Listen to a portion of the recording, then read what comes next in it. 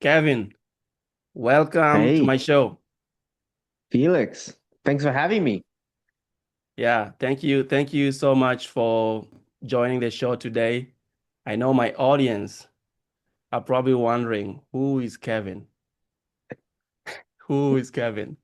This is Yeah, Kev of Wonder, and you will know soon about that. I know Kevin has had a lot of experiences in corporate America, from Wall Street, exiled from Wall Street. Then he became an executive leader by age 35. And now he's doing what he loves the most, empowering, inspiring, and helping people experience the life of wonder through adventure. So, Kevin, before we start, why don't you introduce yourself and tell us who you are? yeah, absolutely. Thank you for the opportunity right here. And when you guys are listening, you guys might be wondering, oh, is this another guy talking about leadership? While I could spend hours talking about leadership, but I'd rather entertain you. Today, I'd rather share your stories of wonder, how it really truly inspire, and not just inspire, but aspire your life to get to that next level. So, as Felix mentioned, in my early youth, I jumped into Wall Street, pretty much cold call my way in and had a very successful career. I was a top 2% producer in the entire West Coast of the US. And at the same time, when I was very young, I was kind of breaking rules and then just kind of doing the like marketing kind of on my own ascent and then going off a demographic. I think that would make sense as opposed to like follow corporate rules. So I was out, I was very publicly out. But soon after, I went into corporate leadership and I did risk management. Ironically, how that things turn around. Like they say in life, you kind of learn your lessons, and that was definitely a humbling moment for me. But somewhere along the line, I want to say, fast forward a little bit now, where I launched also a real estate business during that time frame as well. Again, I won't bore you with all the details of business leadership endeavors. You guys hear enough of that. What dawned on me is that my identity is not defined by my job title. My identity is defined by my stories, the stories I write, the stories that we create, the stories that we go to bed at night and say, wow, that moment was like a crucible. And I use that word a crucible because, when you think of a crucible, that's like alchemical ingredient that turns lead into gold. And you want more of those moments in life. It's like a combination of getting a kiss from your high school sweetheart and high five from God and achieving your best like 50-meter dash all in one day. That's like a crucible right there. And so when you think about life like that, okay, how do I have more of those moments? How do I live a life that's truly unforgettable? And I will tell you a quick story. For this story, will tell you exactly all the actions that I took really the last 5 years that led me into the man I became today. I was in Japan. I was in Tokyo. This is actually very recent. This is less than a month ago. I want to say this is only about 3 to 4 weeks old. So very fresh in my mind.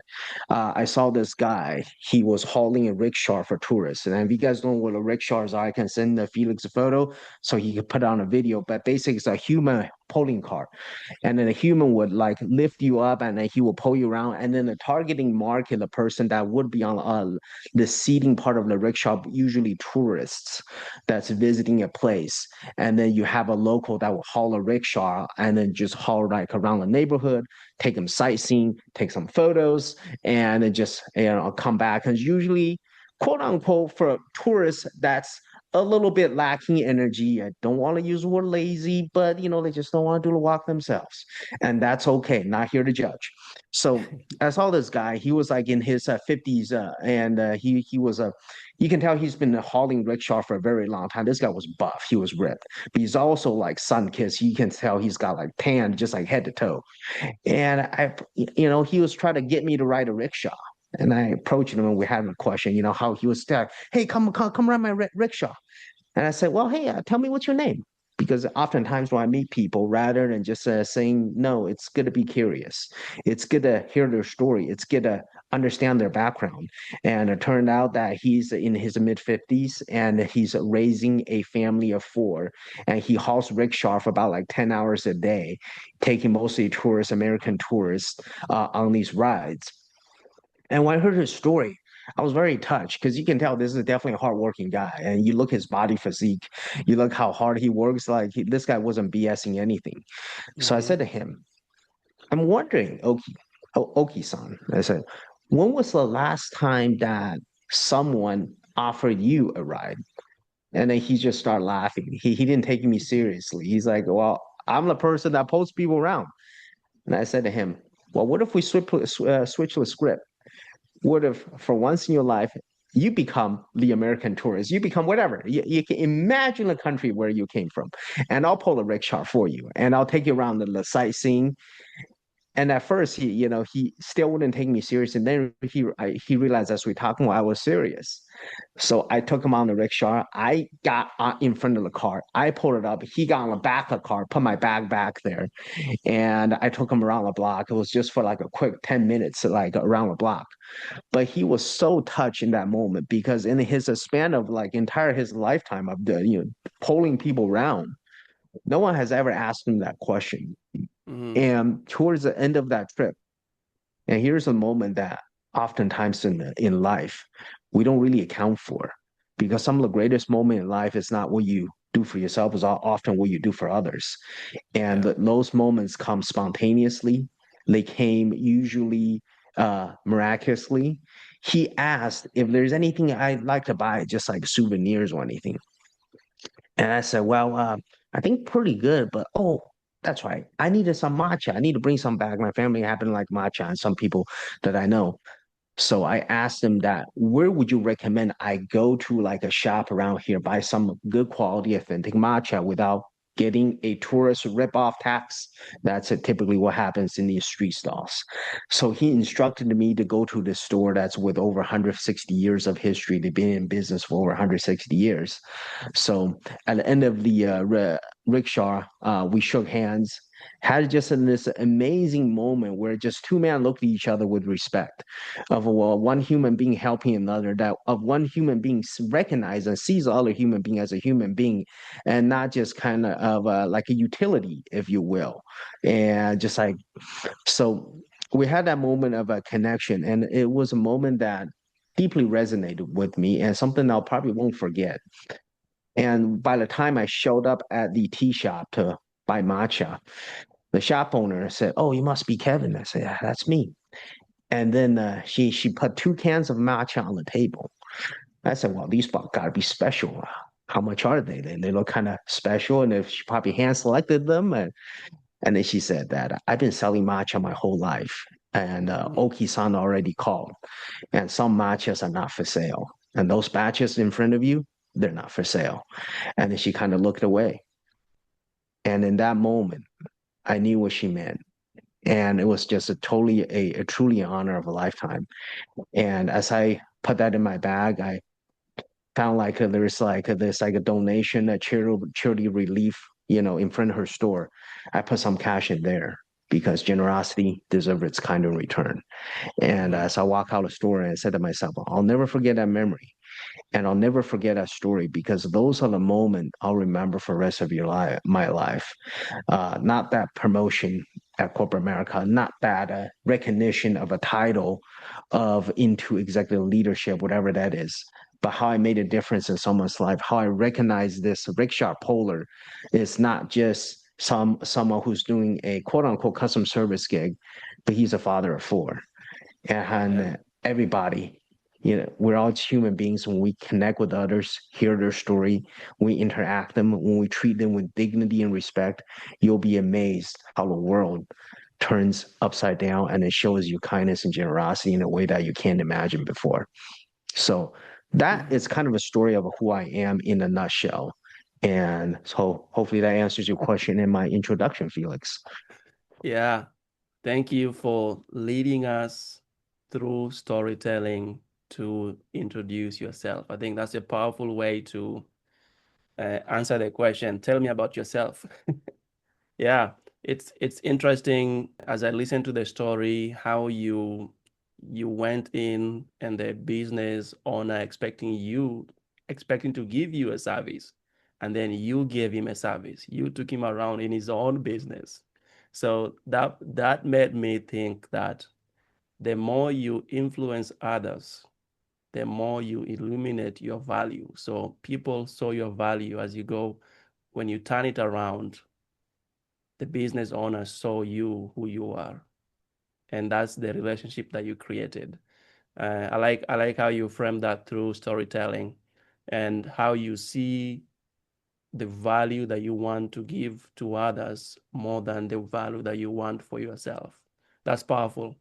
One thing I wanted to ask about you as you transition from Wall Street to your businesses and also to being exiled or being fired publicly at Wall Street because of you are doing things for some reason that wasn't aligned with the societal expectation.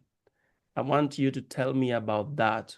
And if somebody is watching this and then they're in a professional environment, there's something that they want to do, something they love to do, and they want to try, not like to break rules and ruin somebody's business, but to just follow their passion. What do you have to tell them based on your experience in this example?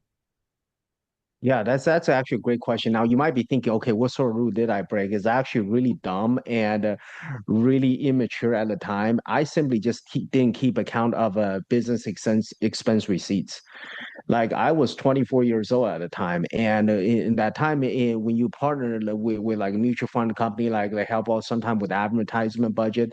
So nowadays, a lot of companies have like Concur. Obviously, you learn in life, you got to keep responsible all your transactions, especially like Yeah. business transaction. Try to tell that to a 24-year-old that just recently graduated college is absolutely crushing it in that career. Like I've always been amazing with people. I've always been amazing building connection. I've always been amazing doing the right thing and like serving them, understanding their needs. I think in life it's very important. I think that's been one of my strengths, able to read people's desire without them speaking it, especially in like a face-to-face communication environment. But what I'm not good at, and I won't sugarcoat this, is keep being an accountant. I think that's probably a better word for it. Being an accountant. I'm just like, dude, that part has just always been foreign to me. I'm very much like you guys can tell I'm a high energy. I'm a storyteller. Like I live in a moment. Like you tried to get me to be an accountant. I'm just like, God, that's just not me. And unfortunately, Mm-hmm. at that time, when Bank of America bought out Merrill Lynch, they went through an audit, and unfortunately, I was being put as an example. And then I quickly realized that, okay, well, that's not necessarily a bad thing. It just simply means that I need to find a really a passion where I can have a little bit more flexibility, or maybe in an environment where I can hire people or have built a team that can really mitigate some of my weakness so I can really excel in my strength rather than try to be a well-rounded person. So hopefully that gives you a little bit of background on like in terms of how I pivot from that. And if chances are if you're listening right now is the reality is no one's perfect. And you probably have some strengths that are really good, and you have some weaknesses that could really, need a little bit sharpening. Yeah. My advice has always been focus on your strength and then find people whose strength is your weakness as opposed to try to be a well-rounded person. So I think that was a very important life lesson at an early stage of my career. You know, you talked about passion. Mm. Passion without purpose is wasted potential. And I can see how you realize your passion and you needed more than just that. And you're going for a much higher purpose in your life. Can you tell me about how did you go about transforming your passion into purpose? Yeah, so great question. How do you transfer your passion into your purpose? So I think in life, you're going to find that you have a lot of interest in a lot of things in life. And everybody's got some sort of interest, right? These are the things that you will naturally just spend time doing, and time just feels like it goes by. Like you look at the clock, so, whoa, 2 hour goes by. Did that really just happen? Like, whoa. And then now once you got like four or five of them, and you kind of start lining up, and maybe you start making a list. Maybe you like to go hike, maybe you like to go painting, maybe you're somebody who likes to drink wine and socialize, right? Whatever that is for you, start kind of making a list in four or five. And there's a saying called ikigai, and then what an ikigai is, it's like a quadrifact Venn diagram. So in the traditional Venn diagram, you got one circle and two circles, and whatever overlaps in the middle, well, that's kind of like a sweet spot. So I want you to imagine Liz, right? And you maybe you have your five things listed down. We'll just say hypothetically, hiking, you like boating, you like hang out on the beach, you like socialize, all this, whatever that is. Once you make a list of all of that, and then in these circles, to find your purpose, you kind of have, okay, what are you actually good at? You can really enjoy hiking. Well, a better example would be me being Asian, like how I enjoy watching basketball growing up as a kid. When I quickly realized at 5'7", I'm just not going to play in the NBA, right? So I have a passion, but am I actually going to be good at basketball? Probably not. So then you kind of realize, okay, let's check that off the list. That's no longer like I'm not going to be good at it just because I like it. So it doesn't necessarily mean I'm going to be good at it. And you have to have an honest self audit to say, well, are you actually good at those things that you enjoy doing comparatively to a lot of person that's doing that? What you're really looking for is you're not looking for home runs here. And I want to make a clear distinction. A lot of people think that if they're good at something, they got absolutely got to be the Michael Jordan, and I think that's not the case at all. As a matter of Mhm. fact, if you do that, you're going to end up in depression. What you're really looking for is you're looking for something that you do naturally. You're 10% better than someone else. So Mm. even if you're just like saying like you're really good at sketch or making music, you're a little bit better than the average Joe. Great. Now you have opportunity to further enhance on that should you practice and put in a repetition more. You're looking for that little bit of natural talent, a little bit of ability that's better than the other person. So we talked Mhm. about writing down the things that you enjoy doing. We talked about finding out of those things what you're actually good at.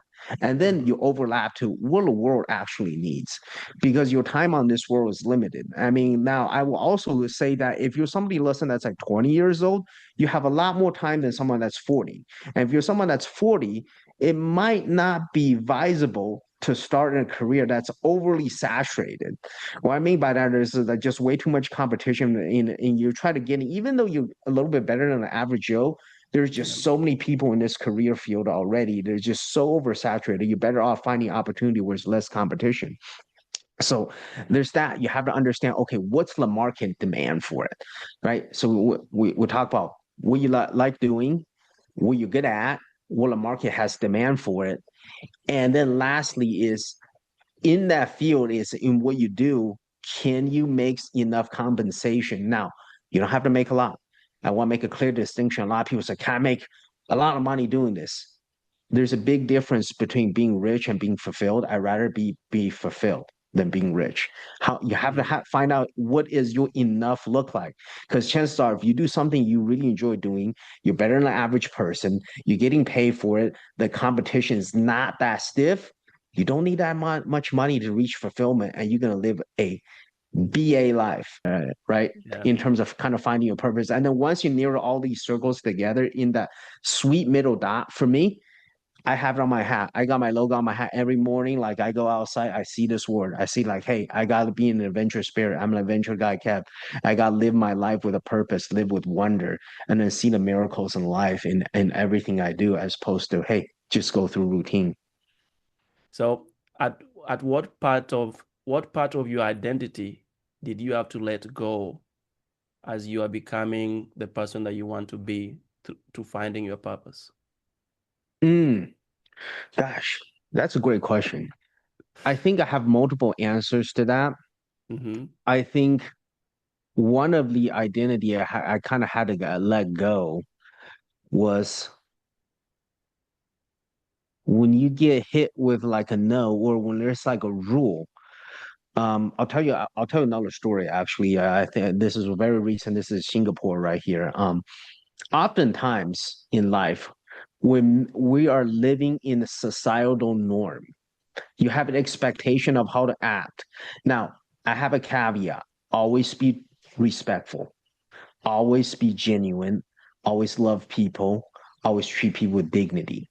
Never break those core principle values. Outside of that, now you could like try to wait. whenever I see a rule, I want to see what are the chances I can maybe bend that rule. Maybe I can live in wonder. And so here's a perfect example. I was in Singapore, and the number one thing to do in Singapore is you gotta go up to Marina Bay Sand Hotel. You know, have you ever seen the movie Rich Crazy Asian where they party on that boat on the top of the Marina Bay Sand, a famous hotel? That's probably like the number one thing for anybody that do visit Singapore in the future. It's quite a sight to be behold with the infinity pool, the party scene up there. So you gotta enjoy that. So that day, my time in Singapore was relatively short. My only time was a Friday night. Well, Friday night, everything's reserved, it's booked out, sold out in advance. Exactly what happened. I showed up, even though it was like a few hours before. I'm like, dude, I did not came all this way. And I'm in Singapore. I'm getting up there.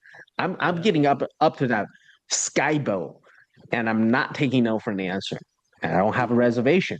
That's a problem. Hotels are booked out. It's not like I can get a last minute booking and all of a sudden let me go enjoy up there. And I saw this line of people going. Now I noticed people in a fancy hotel like that, people always show up in couples, either Hmm. couples or family. You just don't see people showing up individually by themselves, very rare. And I Hmm. happened to see this guy showing up by himself. And I said to myself, what are the chances that whomever he's with didn't show up? I'm almost willing to bet that there's probably like a more likely chance that that person didn't show up than he's actually just by himself. So I kind of walk up the line and then just like pretending to play my phone here, and he's standing behind me. Oh hey, what's up, man?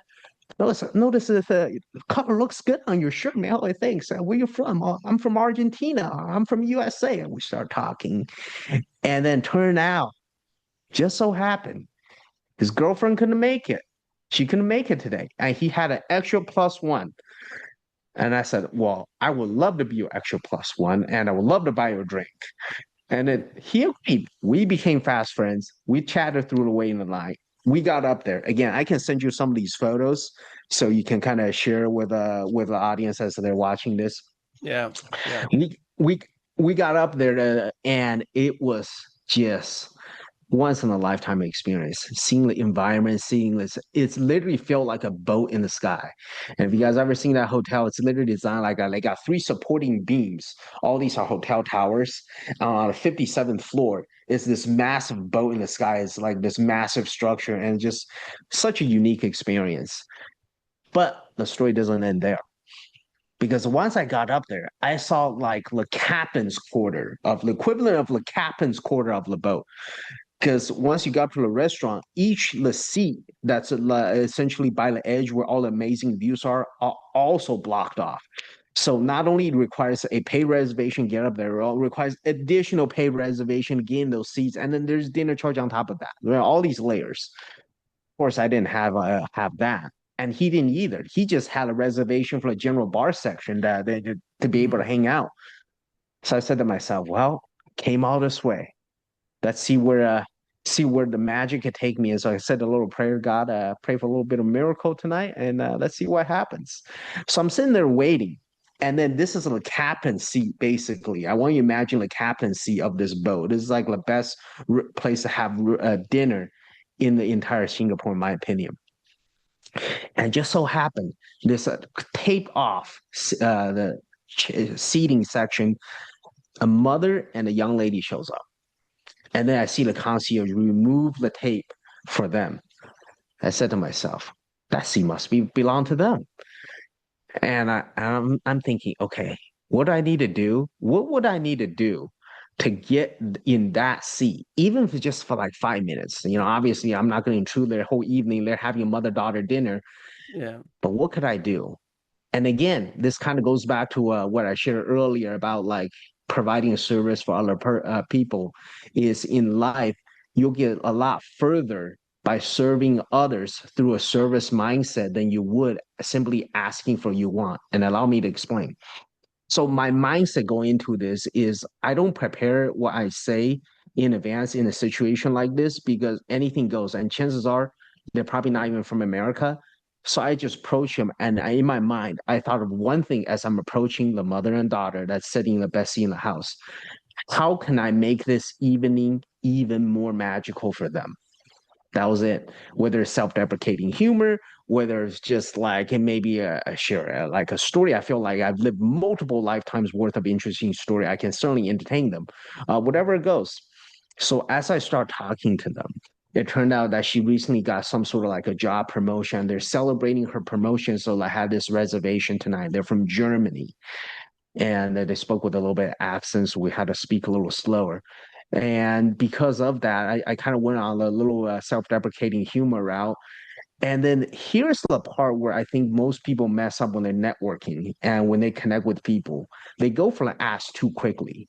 Because chances are after a lot of people, after they seen them laugh, after they build some sort of rapport, they go for, hey, oh yeah, could you, I think you'll be good at this business I'm doing or whatever. Like, oh God, could you help me connect me with that person? Whatever. They go Yeah. for the ask. And that's a big mistake.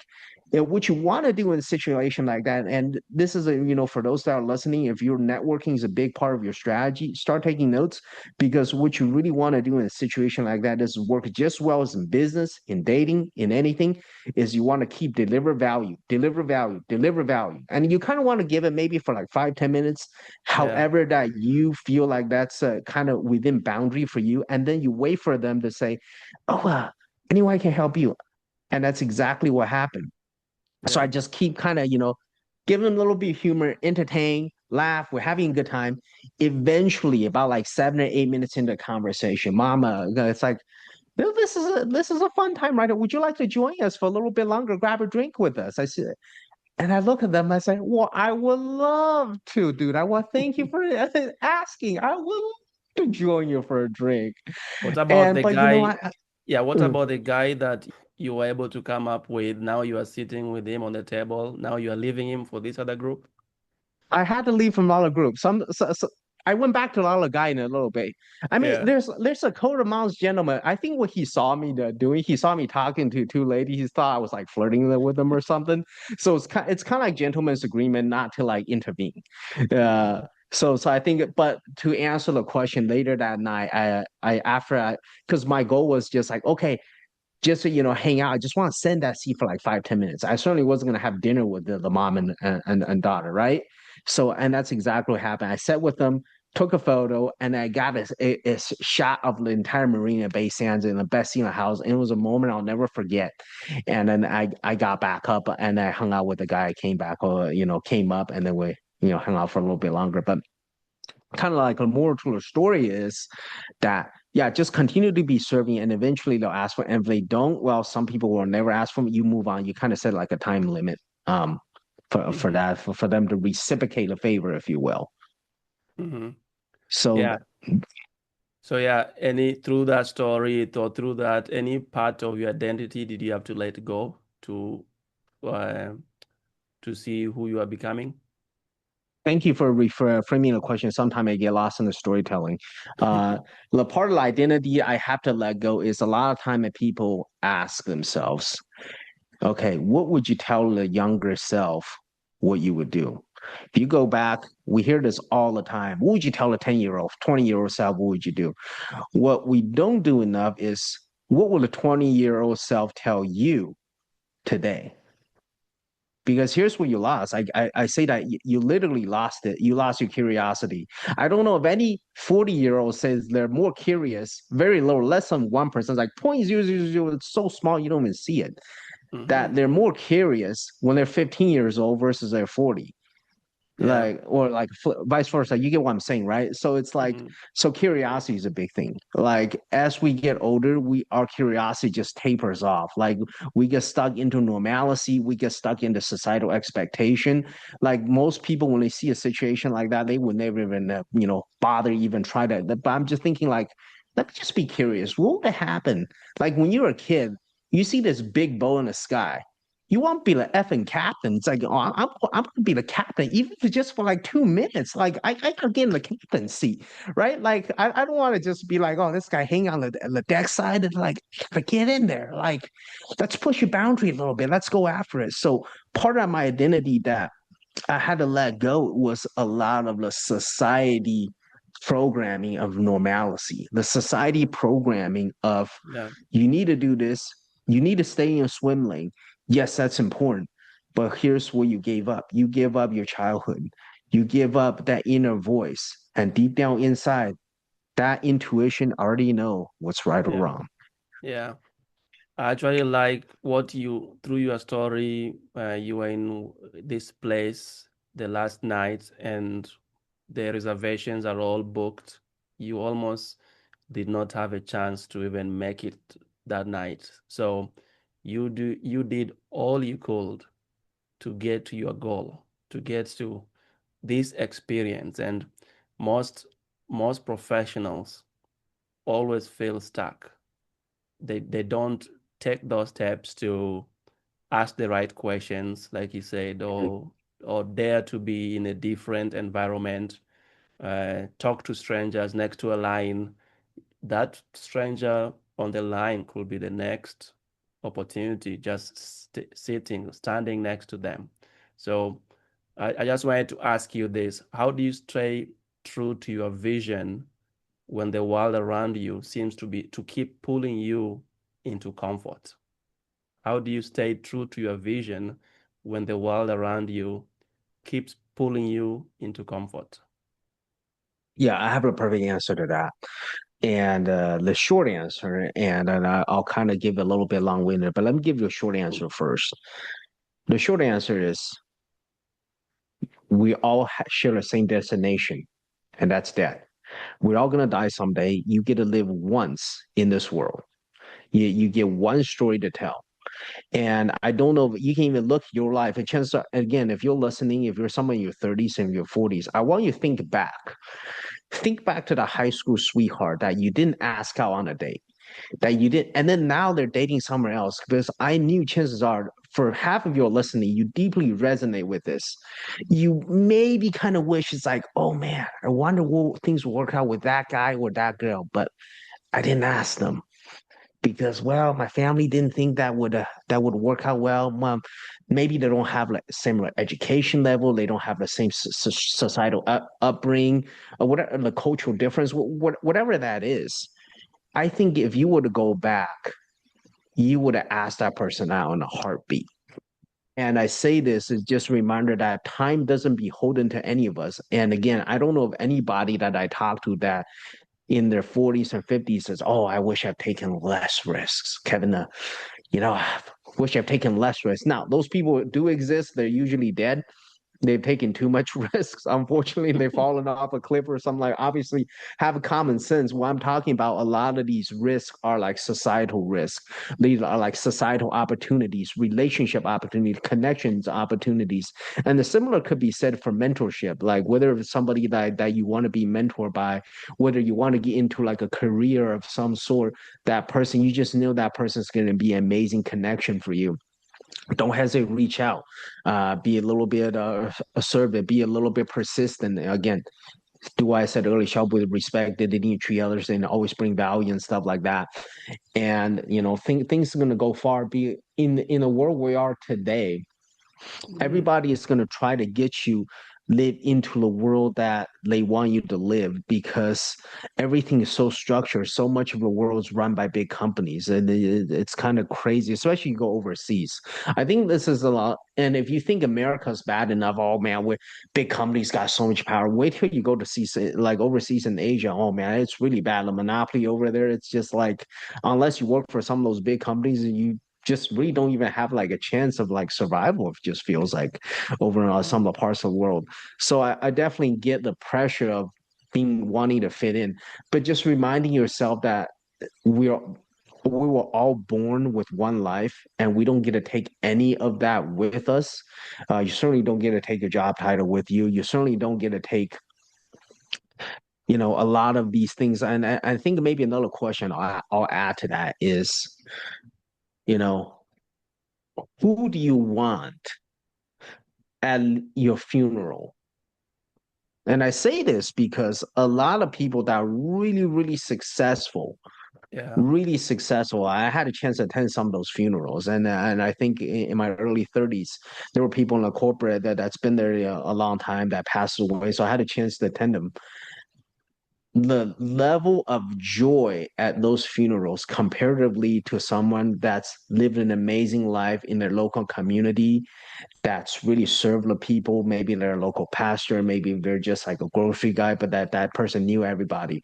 The level of joy and celebration you have is almost night and day. You go to a funeral Yeah. of someone who lived their whole entire life in the corporate world, or just like they, and I'm not saying that's bad. I'm not belittling that one bit. Maybe that's what you're looking for, but it just Mhm. also ask yourself, what sort of a people do you want in your final days when you have no time left?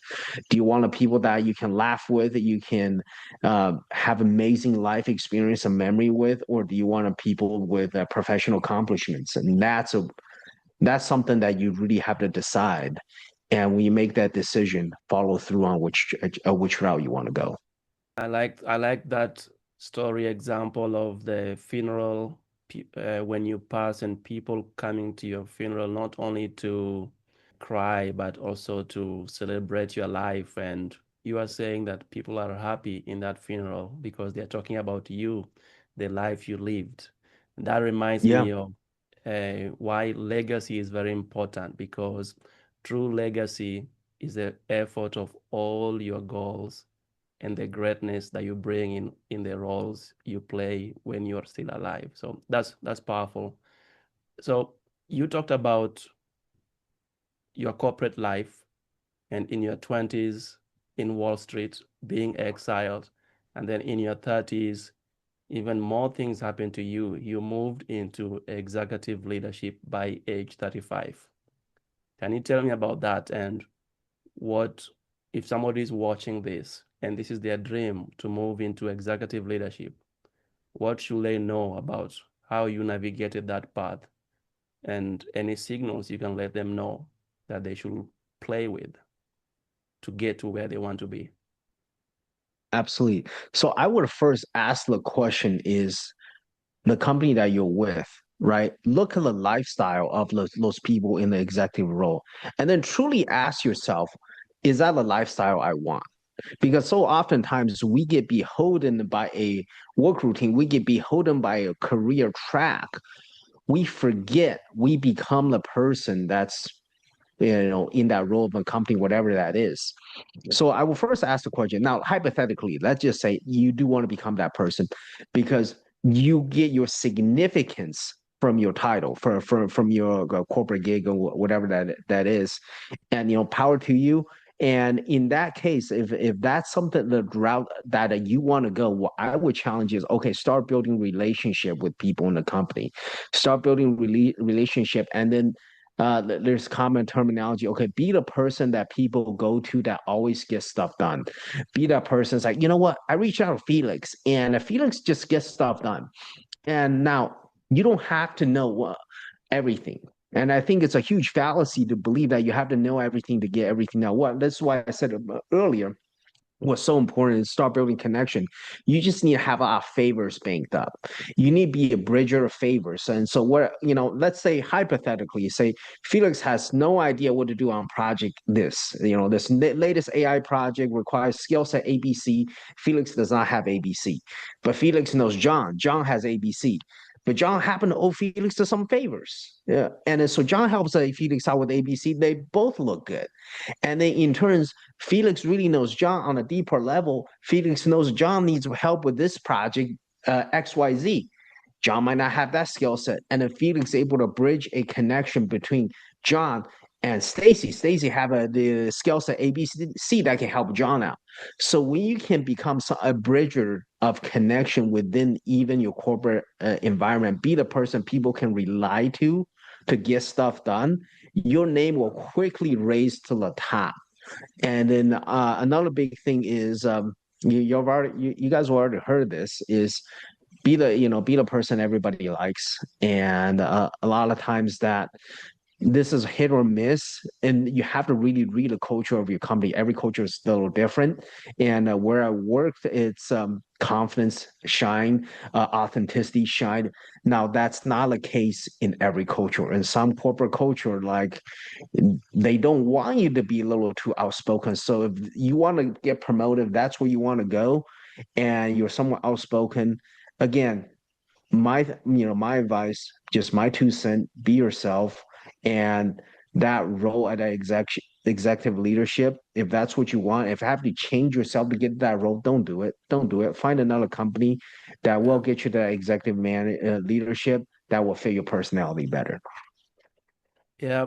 Yeah. I think that's a powerful advice. And Mm. it seemed like you listed a list of like some strategies that people can use, these professionals can use to get to their next promotion, even if it's the next senior leader role or the next executive level role. Those are strategies that they can live by. Yeah. So, Yeah, yeah. and also I would add one more that I haven't add to that is care about people. And Hmm. and don't just say like, oh, I care about you, like, I care about everybody. I mean, and sometimes that to my own detriment, because Hmm. especially people will really remember who you are, not by when you send them a congratulations on a promotion, or like, oh, like Yeah. this is a happy moment celebration, you congratulate me, great. They'll remember who you are when you're there for them, when during their worst moments in life. So whatever that looks like, for maybe it's a loss of loved ones, and maybe it's someone who got laid off, whatever the case might be, just be there for that person and Yeah. say, hey, I just want to let you know, like, I'm a resource for you. I mean it. Like, and then sometimes just reach out, leave a voice note, and don't just shoot a text message. And here's what I see happens, and this is how you stand out in corporate America, is that people send a message, email. It's like, oh, sorry to hear about the loss of your son or whatever. Let me know how I can do for you. Like, they send a message. No, if you really care about that person and if they're within your city, you show up. You show up. Like, well, he didn't invite me. Yeah. Great. This is how you break the pattern. This is how you're like, show that you truly care. Show up with flowers, and if they don't open the door, leave it write them a note. They'll pick up the package. So show up for people. I've done that quite a few times, and during COVID, and I got my biggest skip level promotion during COVID. Some colleagues were going through a hard time, and I literally just showed up with groceries. They got sick with the COVID. Everybody's, oh, let me know how I can help you. Like, I got a few of my Yeah. friends together, and just somebody we enjoy working on a team. We literally spend like, okay, each of us do $100 budget. We know total like $300, $400. We got that person like 3 weeks of worth of grocery right in front of their doorstep when they got Mm. sick with the COVID. So when you do stuff like that, people will remember you for life. Yeah. And when I talk about earlier, it's like, hey, you got to build these favors. These are not just corporate favors. Most of these favor comes from outside, like corporate. It's like, oh, hey, did he help me out here? Yada yada yada. And then when you're Yeah. able to do that, when you're able to build a team, and that's how people remember you. Yeah. And you just stole my next question that was in my mind about how do you Mhm. position yourself so that you are not just listened, but remembered. So it's from doing Yeah, those things that you mentioned. yeah, and I'll say, like, I'll give like another example, like what I've said right there. This is probably the easier thing to do. So, caring for people. Now, you might hear this a lot. It's easy. Now, I'm going to take a whole new another step. You talk about Hmm. how to be remembered. I have so many stories of like moments that I remember for that will cause you to remember for a lifetime. I'll give you a perfect example of that. Is I was in South Korea, and we had like this mutual introduction with another friend, and I heard that, oh, she's going through a little bit of hard time right now, but you know so my mutual friend, well, Kevin, you seem like a very positive person, wonder if you could just help out. I'm like, I have no idea who this person is, but since a friend asked, I guess we can try to make a fun outing, make a like a fun friends outing. So I said, well, tell me about this person. And it's like, well, she sometimes does food delivery. She's just go through multiple phases of life right now, kind of struggle financially and a few things, but good person, good gal. So I'm just scratching myself. Okay, again, the question asked is, how can you make this moment even more magical? Now, the magical thing to do, what most people will say, well, I heard you're going through a hard time. Well, you won't really say it to that gal. It's like you're going through like job changes or whatnot. You might take that person out to dinner. That's what a societal norm would do. Right, you take that person out to dinner, you take them out to lunch, whatever the case might be. But when I heard that, okay, that person does delivery, I said, pick up a phone, call my friend. Does that gal have a moped? Because usually, like in Asian culture, especially in Korea, they do for delivery on like on a moped and everything. And he's like, I believe so. Great. Why don't I ask her on the date and we can cruise around in the town, her moped launches on me, and it will be an experience of a lifetime. So I called that girl and we talked for a little bit and she was just like complete. She was like, well, I mean, I kind of go around do delivery sometime. Well, today, just for next 2 hours, we don't need to do delivery. We're just gonna cruise around the town. You're gonna show me around the town, and I'll never forget it. Much for her as it is for me. The feel of a sunny afternoon, this pretty gal in front of you and then like a hair in my face and then we just enjoy that moment each other's company. She didn't really speak English, I didn't really speak Korean, we didn't need to speak each other's language, but how can you make her remember is finding the pieces to the puzzle that usually people won't think about and sometimes asking bold questions that kind of turn a movie scene, like write your become the author of your own adventure story, romance story, whatever case that might be, and then going for it. And then Yeah. when that happens, not only will you remember for the rest of your life, you will change the other person because Yeah. in that moment, what she saw as a vehicle for a job became the vehicle for one of the most romantic moments of her life. Yeah. I think that's powerful, how to be remembered and looking for the Mm. small things into almost something that is very obvious sometimes. Yeah, Pointing that out, people take a lot of things for granted and just acknowledging what they feel like is obvious, but you see it as something special helps. So, absolutely. yeah, that brings me to this next question that I hope people can relate to and to know you more. How do you define your personal brand and what problem does it solve exactly? Yeah. So I'm wearing my personal brand right now, Adventure. Yeah, And really, I help people solve the problem of complacency and to escape complacency, escape routine. And to do that, you go on an adventure. And the difference from a podcast from a book is the greatest moments of my life always came from doing something. And the greatest lessons of my life I've seen quite often is not what I learned in a podcast, nor what I learned in a book, but when I see someone do something, then you realize wow, that is possible because chances are you guys probably heard like the story, the some of the story I shared just completely off the beat. You probably wouldn't expect that on Felix podcast. This guy with just like this wild confidence level, just kind of just bend the reality to his to his willpower, if you will. And it's yeah, because I've seen people, and I want to give a shout out to one of my mentors. His name is Well Colette, and he literally performed a magic a few years ago, like within 3 minutes. 3 minutes. If you guys listen to podcasts, you guys probably know who Lewis House is. He became Lewis friends with Lewis House within 3 minutes. His networking skills is just like I've never seen someone who's so good, and then that made me realize, you know what? That is possible. It is possible to have that level of a networking skill. It is possible to have that level of connection skill, be able to connect with people.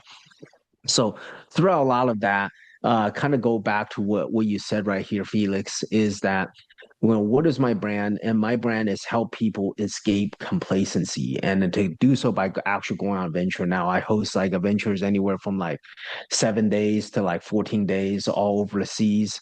Most of the time they're overseas. And in that journey, not only do we discover really what we're capable of. Also, there are miraculous moments that are just uniquely happen each time, usually with people involved. mm, As you embark on that journey, it's the unforgettable stories that will really last a lifetime, and quite often priceless. I think it's adventure is important. Many people take vacation to go for adventures, and many people don't even take vacation. By the end of the year, they still have their days not taken. What do you have to tell these professionals who have stuck their vacation and they don't know what to do with them? Yeah. Well, that's a great question. One, you were given a good vacation for a reason. Use it.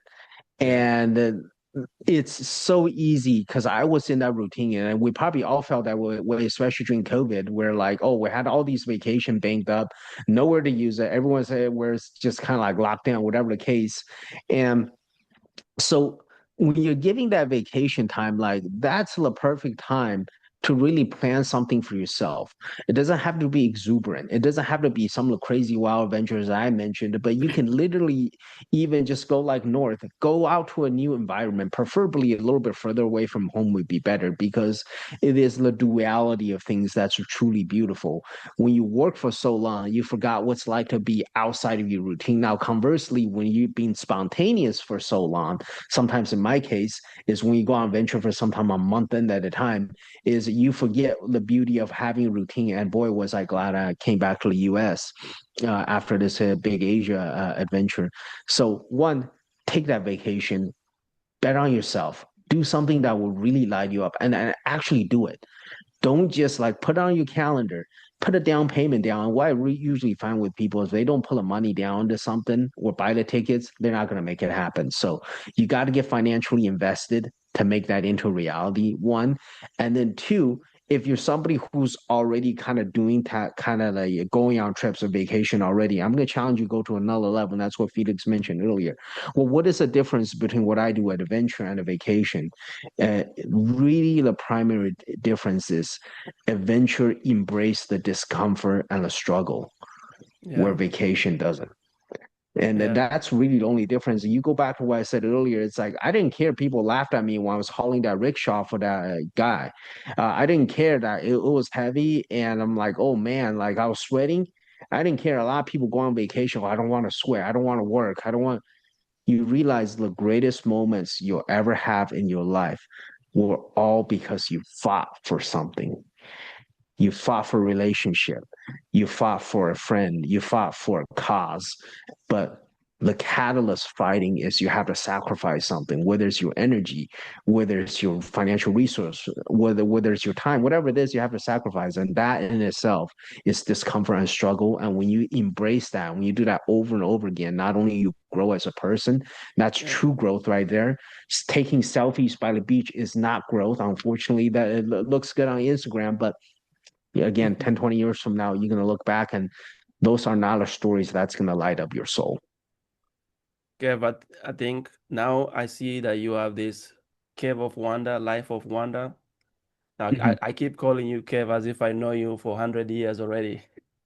Hey, But that's my name. Yeah. yeah, so I wanted to say there's professionals who are in in a corporate setting. They they're working, but they're working in one state or one region. But some of them want to move to a different state, to a different country, to a different region, different escape, but still have the profession that they love.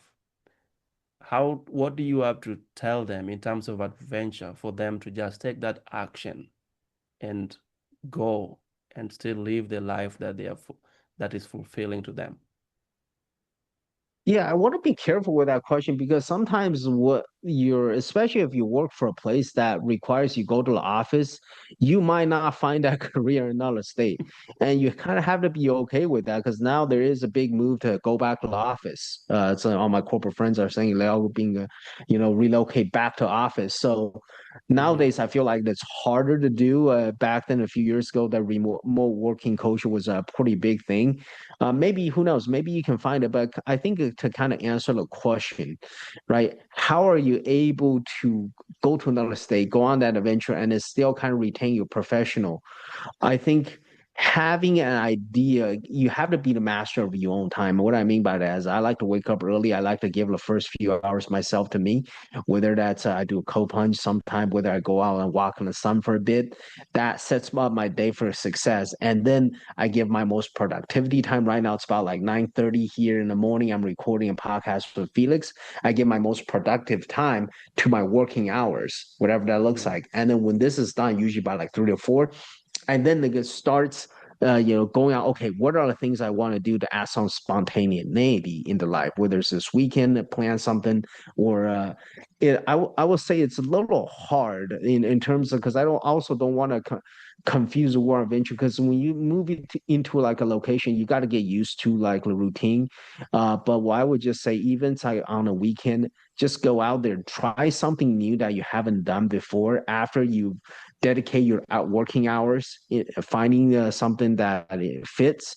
And I almost feel like that should probably be like two separate questions. But I would say maybe to wrap this up, when you're able to do something new every weekend, if you never play pickleball, go play pickleball this weekend. If you never took like a painting class, go take a paint class this weekend. And for guys, you'll have a lot of fun. Some of my fun is like spontaneity, the adventures. I learned how to salsa dance. I learned just at these crafts that typical guys don't go to. I learned about once in Korea. I learned a lot about skincare, and that has really helped out with my skincare routine. So when you do these things that are just outside of norms in a new environment, especially that's a little unique to that cultural environment, Yeah. embrace it, give it a full chance. Don't write it off, and then see if you like it. If not, try something else. I like that advice. Most people don't want to Mm. take vacation to do that. They don't want to adventure into those things because they look like a big transition. Tell me about the life of Wanda and your personal brand around adventure. What made you start the life of Wanda? Yeah. Yeah, so kind of really goes back to my own identity journey, right? You are most capable to serve the person that you once were. And I was in routine for the longest time. I built a real estate business out here. Went through a corporate route. And then at some point for me, I asked myself that deep question. What are the moments in my life that were true meaningful? What are moments in my life that I can truly take away, that I'm truly proud of, that I want more of? And not a single of those moments were my career accomplishments. Not a single one of those moments was my business It was all how I made an impact in someone's life, whether it's like a family, how I loved others, how they loved me, or whether it's just a story what I shared earlier. And throughout those moments of kind of pulling some of those off, I realized that, hey, I want more of these stories in my life.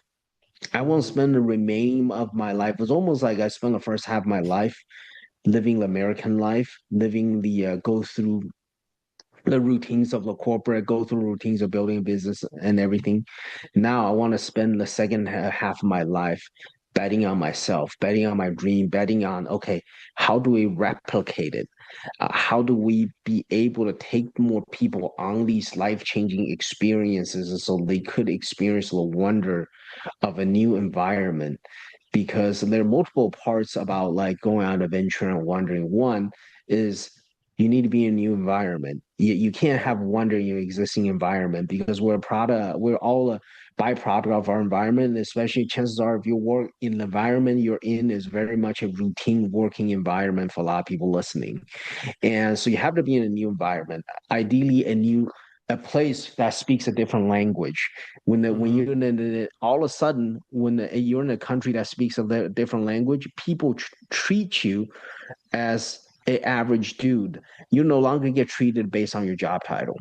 And that was a lesson in humbling I absolutely love. Every time I'm overseas, I'm just like, there's a normal dude. Where like over here in like Arizona, some people know me. It's like, well, especially if you are someone that's working your way up like the corporate world, it's like maybe people in the company kind of know you, whatever. Like, give yourself a chance of humility. And at the end of the day, like we're never defined by our job titles, right? Yeah. So go Yeah. go like somewhere overseas, and then take the chances and write a story of impossibility. Go on that journey of wonder, and then realize that, hey, bet on yourself, go for the impossible, and then write a story that you'll be proud of.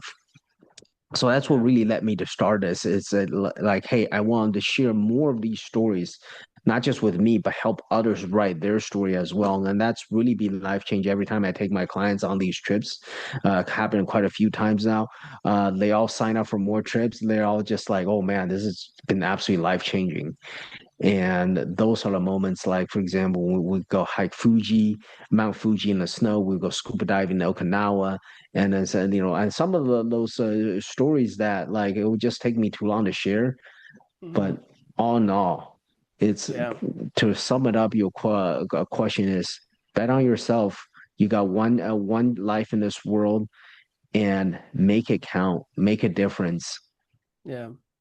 So you've told me many stories, and I think actually my audience will see a difference in this podcast. There's a lot of stories from you. Why is adventurous storytelling important in leadership to influence others? Well, I think storytelling is just important in general. It doesn't have to be adventurous. I think storytelling because you can entertain first. Let me entertain you. Who doesn't like to be entertained? Because the number one emotional response people desire more than anything in life is laughter. And Mhm. there's a global study that's done about it. So if you can make someone feel joyful first, Mhm. then you teach them a lesson. You connect with people emotionally because then again, that's something also I learned by through sales. So there's too many people in a professional world that's influence or try to sell things by fact, which is other mistake. They should really be looking at connecting people on an emotional level and then back it up with facts. So this is why Yeah. storytelling is important. You get people entertained, then you inspire behavior, and then you make a point, and then you inspire behavior. So Kevin, do you have a personal brand symbol, and how do you use it every day in your life? You have something that represents your personal brand that reminds you of how to live your life every day? Yeah, so I have a kind of a like a daily to-do list every day. And then my daily to-do list is a little unique in the sense that I add my intentions on there. Okay, what's the intention I want for today? And believe it or not, I just came back from adventure. So like my intention for the next few days is just work, actually just being more of a routine. Because I said earlier, the duality thing is to make things beautiful. I've been spontaneous for so long. So it is really I will say a few things. I want to give you guys in a tactical so you guys can maybe apply this. So the night before, write down the intentions you want for next day, and then write down the things that you want to sort of accomplish. Maybe like 3 to 5 things you want to accomplish. Now, the second part of it is okay, well, how do you add spontaneity into things? You just kind of have to go for it. And this is an exercise that you can't be planned out. You kind of have to just see opportunity when it presents yourself. And you kind of do that oftentimes by being alone for a bit, experience the world, get off the phone, and start connecting with people. The more you start seeing these things and the more you have it just like a certain mindset, you're gonna start seeing like the puzzles. Because nowadays I just see the world very differently compared to most people.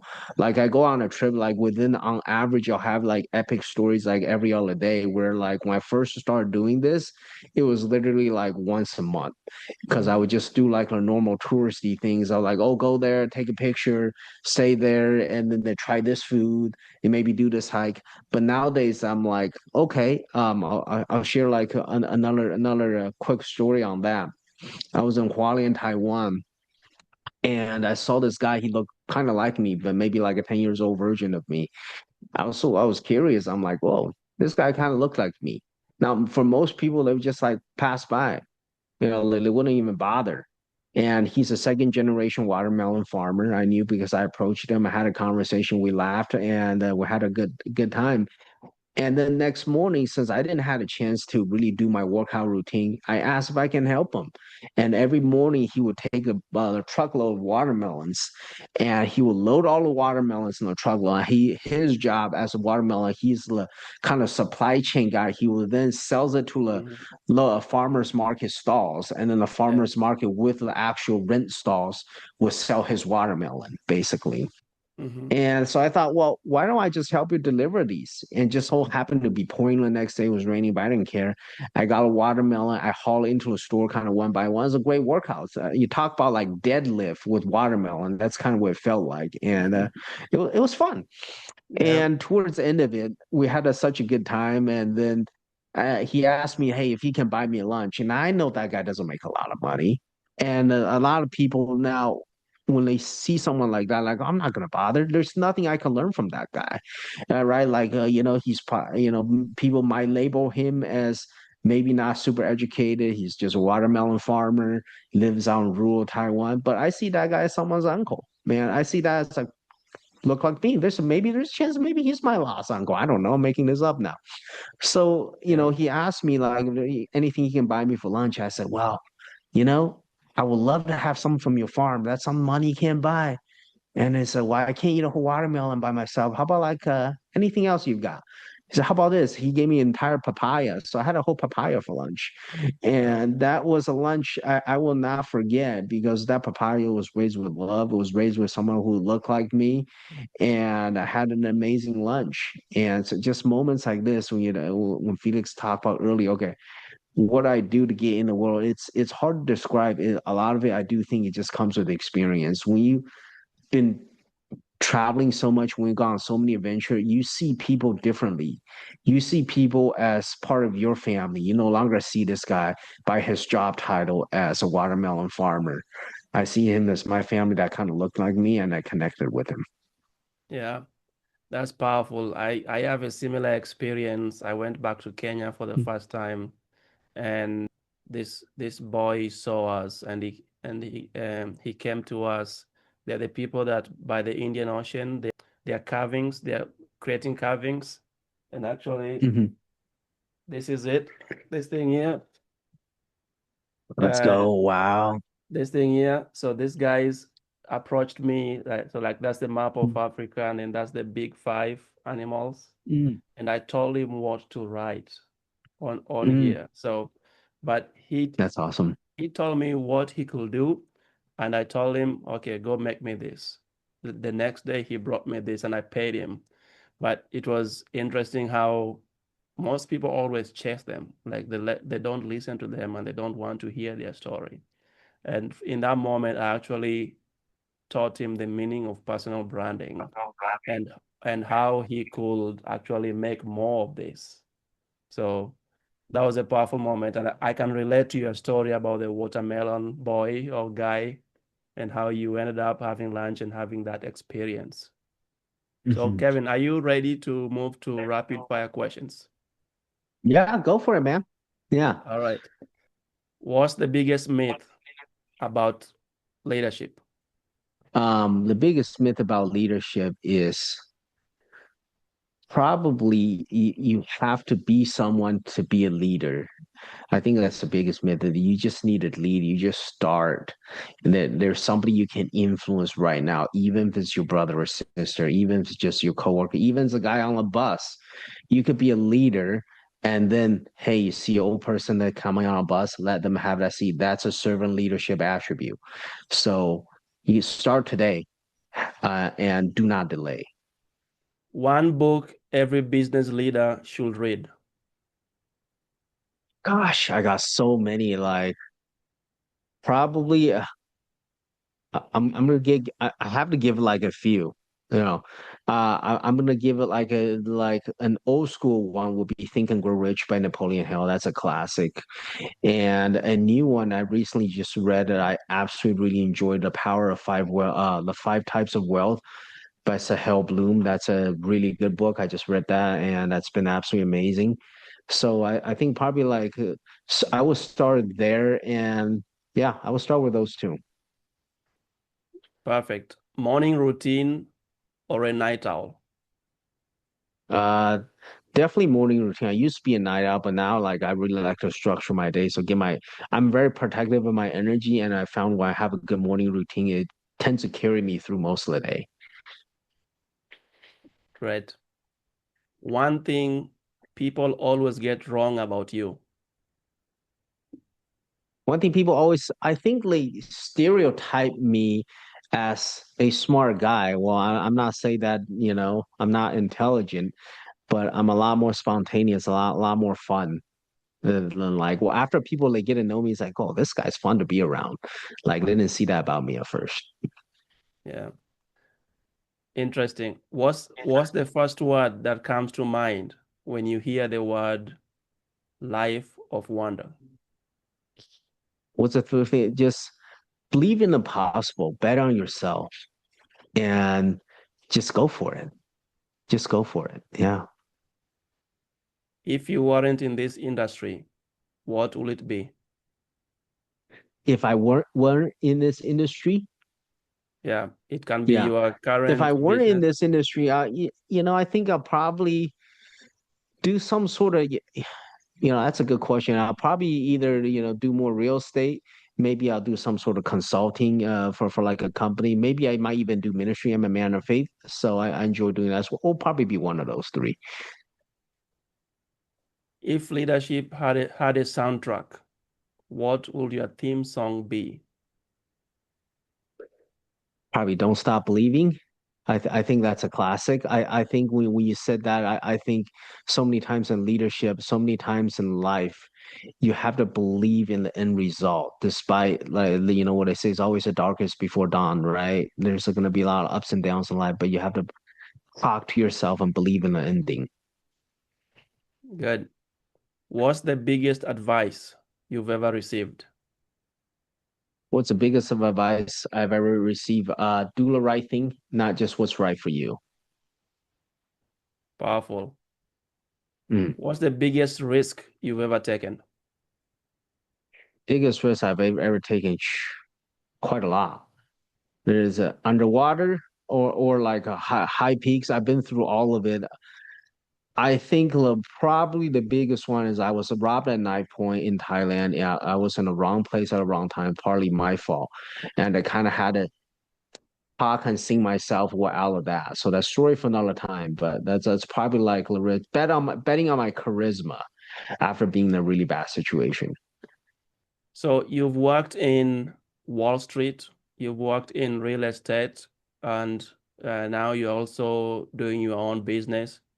Which of those has pushed you the most beyond your comfort zone?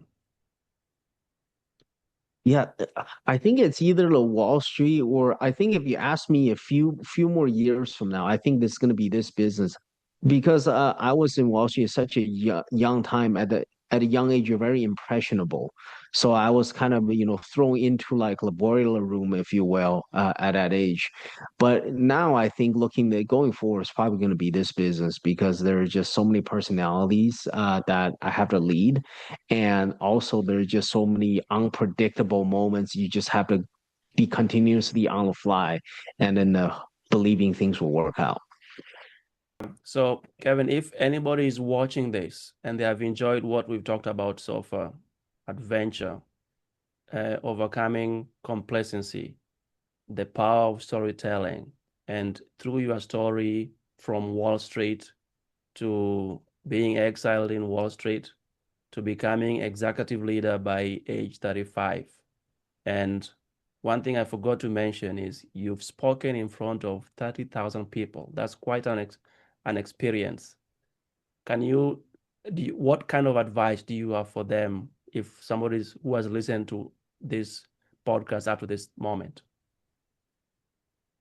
Yeah, be you and go for it and don't just be apologetic about anything because even if it fails miserably, you took on a chance and it's a story that you'll remember. So be you, take action, and then just go for it. If you have an idea, go for it. If you wanted that promotion, find out what you got to do, go for it, ask for it. And if you wanted, date that person, ask that person, go for it. So I'm just gonna keep it simple, go for it. Good, powerful. Most people hesitate and they keep thinking and thinking and not taking any action. So that's a powerful advice. So Hmm. if anybody wants to get into contact with you or know more about the life of wonder or the adventure that you're working on, how can they find you? Yeah, so thank you for that. So I love to connect with you. Anybody that resonate with my message, always down to make more friends. Connect with me on Instagram at Kev of Wonder, and I'm sure you'll have a link in description right there. I got my adventure stories. If you enjoyed my adventure stories, I have my adventure story that usually comes out bi-weekly through email as well. So you can subscribe to that, and I also have my adventure calendar for those that are really big into adventure seeking, want to eventually go on a adventure that's led by me. Those are not for the faint of heart, but you want a life-changing experience. That's going to be like the ultimate step. Yeah. Powerful. Yeah, and I'll make Mm, sure I get your website and I'll add it to the description so anybody can follow up if you have a website, Kevin, I'll do that. I think throughout this podcast, there's one question that is in the back of my mind throughout sure.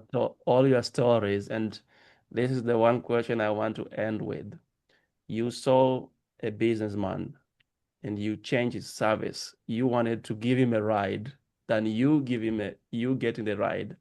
And then there's many examples where you wanted to reverse roles of what those people are doing and you're giving them service. And one thing that kept me thinking at the back of my mind is how is Kevin fulfilled by serving others? The end goal that you're going after. I'm sure after you finish, how do you feel by the end of that? Tell me. I think I felt amazing. I felt like I walked in someone's shoes because I'm never going to be, I just don't see myself being a watermelon farmer. But Hmm. I through action, I get to connect with the person. And when you can connect with someone through your actions, you earn their respect in a way that words will never earn their respect. Yeah. And let that sink in. For folks that are listening, is when you do something with your action, truly is louder than any words you can ever say to anybody. And when you earn someone's respect, when you connect with them on that level, now, those probably people probably won't be in my funeral because they're all like all overseas or some of these connections I'll never talk about again. But it fulfills me at a different level that, hey, we are just one small world. That ability to connect with anybody in the world and make a difference. It's a beautiful, beautiful memories to create. So, Kevin, what's Hmm. next for you? Any big adventure do you have coming up in the horizon? Yeah, I got Iceland coming up, like mid-August. So gonna be leading a hiking trip up Iceland. So that's something that you have interest or affinity for. Certainly reach out. It's gonna be some epic hikes and hot springs out that way. Iceland. Yeah, what's in Iceland? Is it how high of a hike, or is it a mountain hiking or Yeah, we're in the process of planning that right now. A lot of these planning kind of changes based on weather condition or whatnot. But a lot of you're going to be hiking through a lot of volcanoes, so obviously dormant or like not currently active, I should say. The hot springs, some of the black beaches, and overall, I would just say it's going to be kind of like a summer slash Mars experience. You're kind of going to feel like you're on Mars for a little bit. That it just feels like a different world out there with the beaches and everything. And originally, I had Israel planned in Q4 this year, but with the recent what's going on in the world with the recent political actions, and so we're gonna have to put that on hold for a little bit until maybe like next year. yeah, that's a safe move to do. You know, Kevin, Yeah. one big thing I took away from our conversation Mhm. is your last night in, I don't know which country you were in, and you had to go up to the roof. Yeah, which country was that? You were on vacation and it was your last night, but the reservation was all full. But you had to find a way to get to the top. Oh, Singapore. Yeah, In Singapore. Singapore. So Yeah. as I was listening to your story and you Mhm. looking for opportunities to get to the goal that you want to be, nothing, you had a big roadblock and you found a way to actually jump it. And as you kept talking to a stranger, talking to the next family, asking the questions, finding ways to connect, and just experiencing life as it comes. So my biggest takeaway is to actually ask those questions more frequently, and that's how we can overcome any hesitation or complacency or comfort that we all have. So I enjoyed that part as I was listening to your story. And I think Thank you. our audience is going to benefit that. So that was a big takeaway. Yeah, Thank you. thank you. Yeah, Just go for it. Just ask a question people not willing to ask, and then hey, worst case you get a no, but best case something miraculous is going to happen. And Felix, I just want to acknowledge you. I just you have a very kind of grounded presence. thank And you. you're a very grounded person, both in your interview, both in your way that you prepare. I can kind of tell how you come into a situation. And despite our personality being like kind of different, I'm definitely like high highs type of person. Uh, I think we had a good conversation. We meshed well. And I Yeah. just want to give you kudos for that because chances are, you don't have a lot of emotional swings in life, and that's definitely actually one attribute for great success in any endeavor is to be able to regulate your emotions, something I need to learn more in life. Yeah, we both learned from each other today. I'm gonna be asking a lot of Mhm. questions. Those things that you went through in Singapore, I will do zero of them. I'll just turn around and go. So I learned so much from you, Kevin, and Yeah. I hope to talk to you again. And maybe I'll create a special session for you just for storytelling. Thank you so much. All right. It's been an honor. Take care, Yeah, Felix. Have a great thank rest of you. the day. Bye. Take care, brother. Yeah. Bye.